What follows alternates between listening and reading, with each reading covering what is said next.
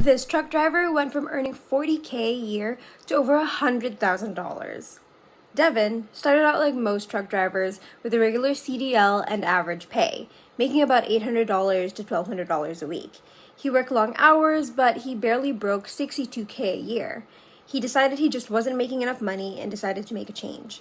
Devon got his TDG certification and started driving tankers. With this one decision, his income skyrocketed. Now he's making $1,500 to $2,000 a week. So, if you're in a similar position or just wanting to start out, TDG and Hazmat might be the move for you. We have tons of resources on how to get started with TDG, so if you're interested in that, you can find it in the caption.